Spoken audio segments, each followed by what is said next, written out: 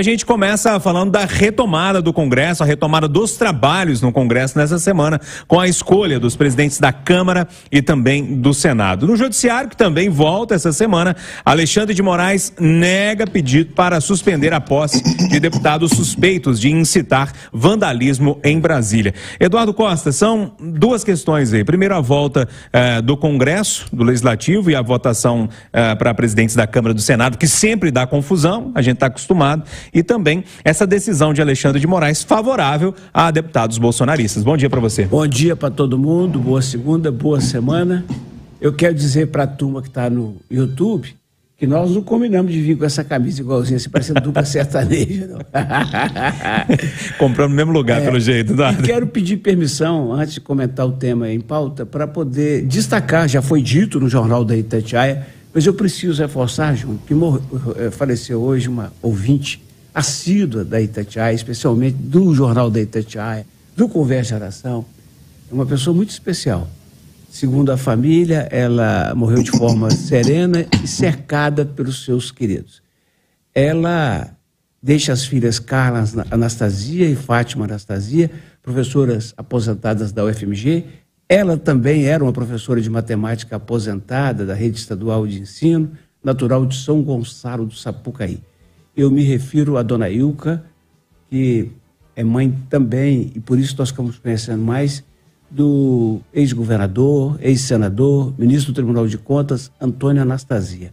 A ele, a Fátima, a Carla, os nossos sentimentos e nossa certeza de que o Papai do Céu vai receber bem dona Ilka. Ô, Júnior, eu fiquei preocupado nesse fim de semana, sabe? Fiquei preocupado quando vi aquela, porque fica todo mundo xingando o Xandão, né, o Alexandre de Moraes, ele extrapola, eu já disse aqui, mas 90% do que ele faz, ele atende à provocação do Ministério Público, das pessoas, dos partidos.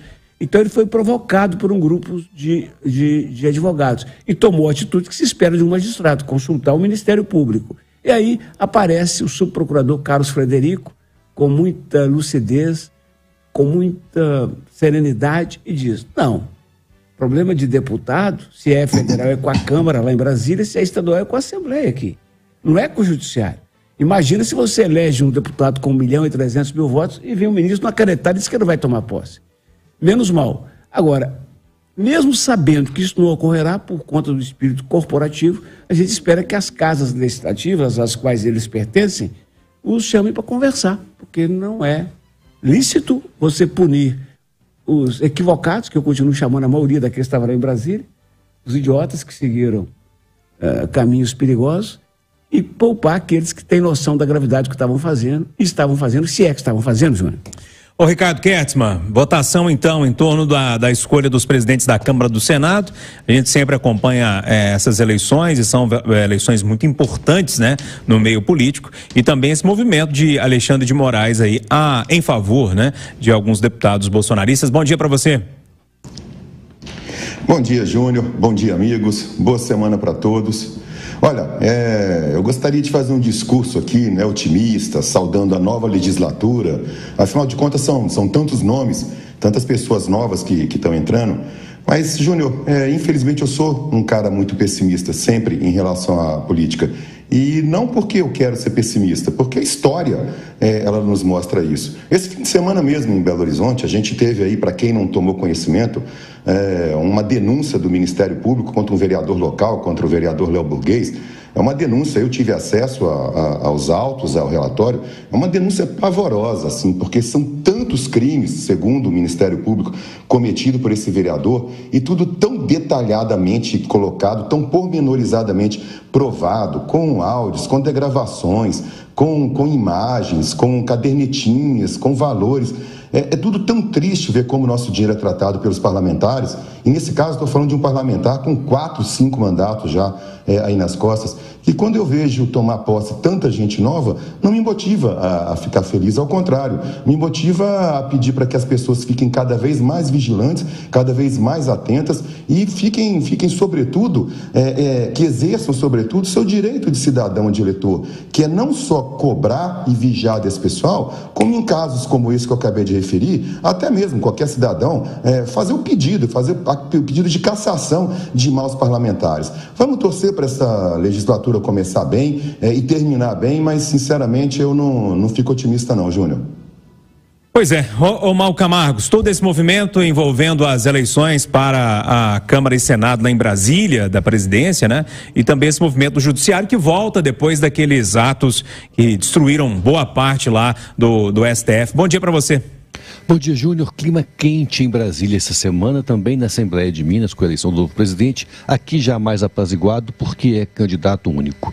Mas quando falamos da Câmara e do Senado, há uma disputa. Na verdade, na Câmara também já houve uma unificação em torno de Arthur Lira, certamente ele deve ser reconduzido ao cargo de presidente, mas no Senado não é certa a recondução de Rodrigo Pacheco. E é a partir daí que entra a disputa. É a partir daí que entra o toma lá, da cá. É a partir daqui que entra a disputa por espaços de poder e espaços de orçamento, que é o que os deputados negociam neste momento. Deputados e senadores negociam neste momento. E o presidente tem que ceder algumas coisas, sim, porque afinal o presidente do Senado, junto com o presidente da Câmara, é responsável por pautar, por colocar em apreciação tudo que importa ao governo e também pode não colocar em pauta aquilo que importa ao governo. E, ademais, a evolução de processos de impeachment também depende da participação dessas duas que comandarão tanto a Câmara quanto o Senado. Agora, felizmente, Alexandre, no caso de os novos parlamentares, não tomou uma decisão sozinho. Encaminhou o MP e ouviu que, de fato, se refere a essa questão. Se cometeram crimes, e eu acho que alguns cometeram sim, no caso do último dia 8, a responsabilização tem que vir da justiça comum, a justiça criminal, a mesma que está retendo em Brasília aqueles que participaram dos atos. Não pode se punir eleitoralmente, ainda mais que alguns deles, como por exemplo, o deputado aqui de Minas Gerais, Nicolas, não era deputado à época, ou seja, ainda não tinha assumido o poder, uma vez que eles assumem só a partir do dia 1º. Ô Rita Mundim, esse assunto aí envolvendo a eleição, envolvendo as decisões do judiciário, a volta agora ao normal lá dos trabalhos em Brasília, como é que você lê essa história? Bom dia para você. Bom dia, Júnior, bom dia a todos. O Brasil começa efetivamente a funcionar a partir de 1º de fevereiro. Até aqui foi a posse, a festa da posse, fala o presidente, fala o ministro, e agora nós ouviremos também de forma organizada, com data e hora marcada, a voz da oposição. Essa decisão, eu achei ela a mais justa, né? Porque essa interferência do Poder Judiciário em tudo, a gente tem que colocar limites. E não foi só eu que falei isso, não. O próprio presidente Lula pediu que parasse com essa judicialização de tudo no Brasil e que cada poder tomasse conta da sua área, né? Ado, cada um no seu quadrado. Mas será muito importante porque as pautas começarão a surgir. E aí nós veremos, principalmente, pautas de muito interesse para a área econômica, como a reforma tributária e a votação e a apresentação do novo arcabouço para que os gastos públicos tenham ali uma forma de serem vigiados. Portanto, o Brasil começa a funcionar, a operar a partir de 1º de fevereiro e eu acho que o clima será bem tenso e bem quente e principalmente se Rodrigo Pacheco não levar a presidência do Senado. Olha, pessoal, 8h49, virando a página aqui. Em pouco mais de um mês, Eduardo Costa, a guerra pelo tráfico de drogas deixa mais de 10 mortos na Vila da Paz, em Contagem. Um assunto complicado que a gente já viveu durante anos e anos aqui em Belo Horizonte, região metropolitana. Vira que mexe, havia alguma guerra pelo tráfico que era toque de recolher, muitas mortes. E há alguns meses que eu não via essa situação de forma tão forte como essa agora lá na Vila da Paz. A Polícia Militar já está agindo, eu espero que continue, espero que a Polícia Civil também entre com força. A Vila da Paz precisa de paz, a situação lá é grave, só está se acirrando, e vem à minha cabeça 2003, 2004, quando a Pedreira Prado Lopes, queridíssima aqui na região da Lagoinha, região noroeste, vivia um momento muito difícil. A PM montou barraca lá, criou um grupo especial e resolveu. É hora de toda a força do mundo para a Vila da Paz, Júnior. Ô Rita Mundim, a gente parece que está voltando a um tempo aí que era muito complexo em alguns aglomerados aqui da região metropolitana.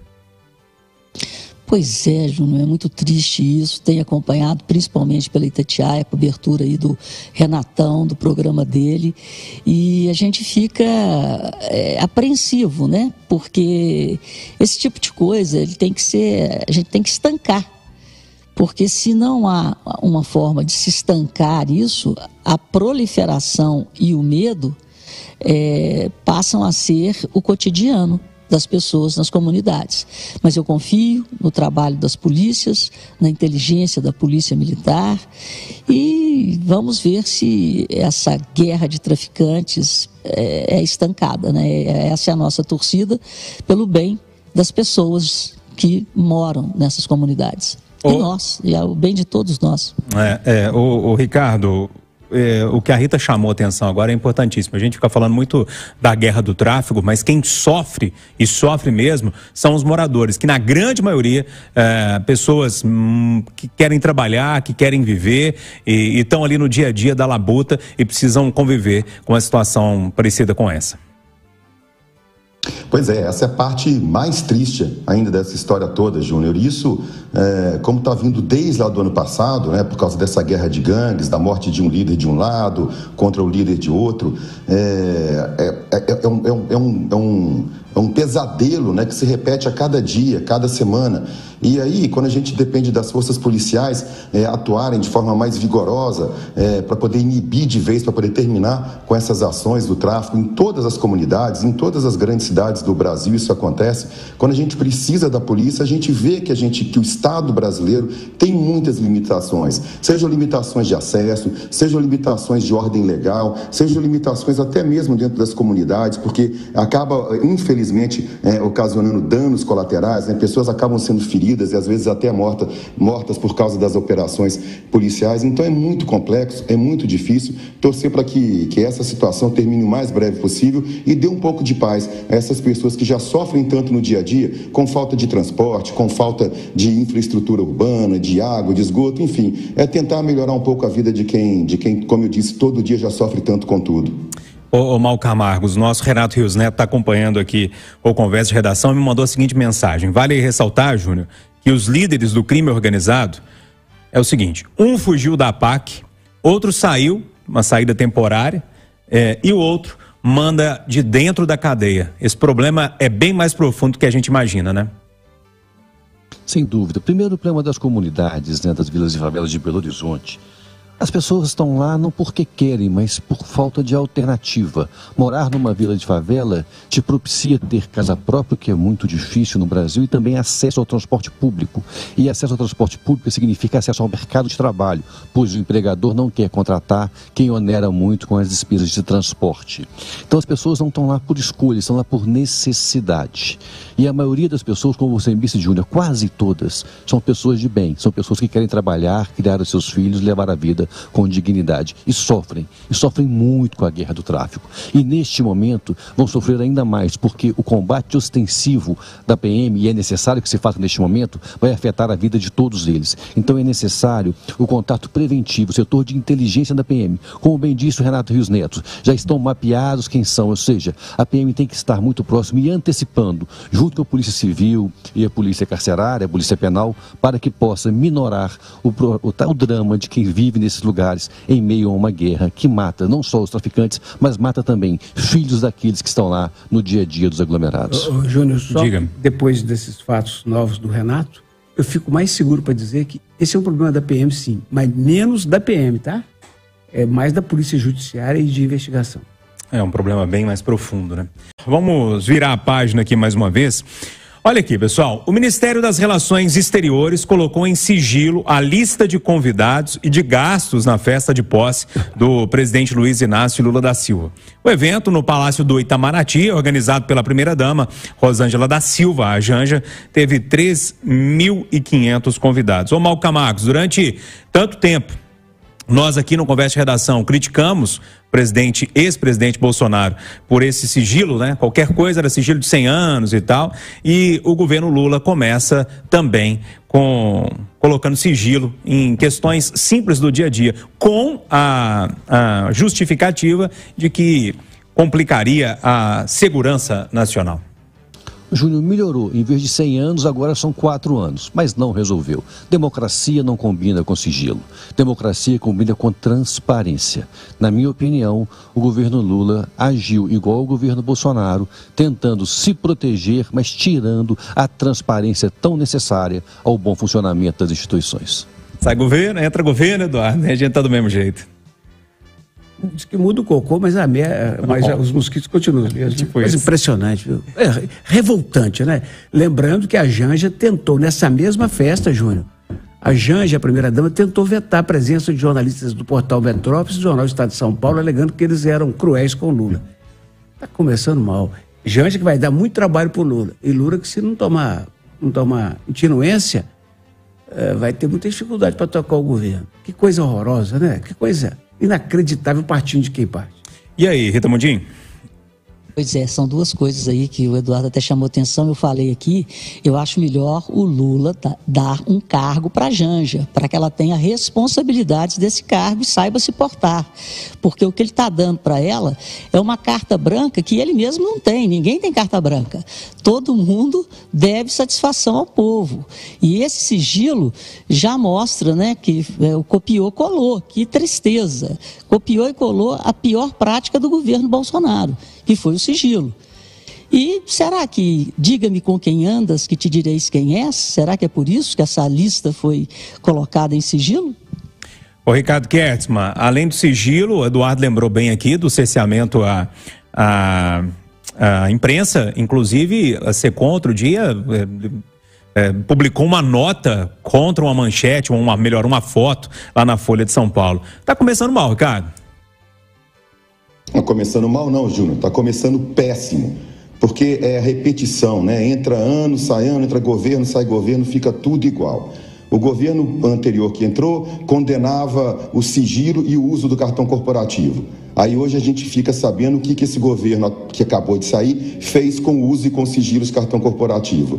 Aí o governo que estava de fora e que entrou agora criticava o sigilo de 100 anos que o governo anterior tinha colocado. Aí o governo agora toma posse e pratica a mesma coisa. É um círculo de horrores e ficam nós, né, os eleitores, os cidadãos, sempre à mercê dessa tirania do Estado sobre nossas cabeças. Olha, pessoal, agora às 8 horas e 58 minutos, uma notícia que a gente não queria dar. Mas, infelizmente, é nossa obrigação como jornalista trazer essa informação ao público. É com imenso pesar mesmo, que noticiamos o falecimento de José Lino de Souza Barros. Ele faleceu agora pela manhã de causas naturais. Lino, como todos nós o chamávamos aqui na Itatiaia, tanto os antigos como os novos que foram chegando, como eu, trabalhou por décadas na Rádio de Minas. Foi um dos pilares construtores da Rádio de Minas, da Rádio Itatiaia e, de uma forma geral, do cenário jornalístico e também do cenário radiofônico aqui de Minas, inclusive também na TV. Aqui na Itatiaia ele foi coordenador, diretor, apresentador, entregou de verdade o corpo e a alma ao projeto Itatiaia. Só como comandante do Rádio Vivo, primeiro talk show do Rádio Mineiro, foram mais de 45 anos à frente do programa. A Itatiaia está de luto. Ao longo da nossa programação, você vai saber os detalhes de velório, que será na Câmara Municipal de Belo Horizonte, e também do sepultamento. Então, é com imenso pesar que noticiamos o falecimento de José Lino de Souza Barros, o nosso Lino aqui da Itatiaia. Bom dia para todo mundo.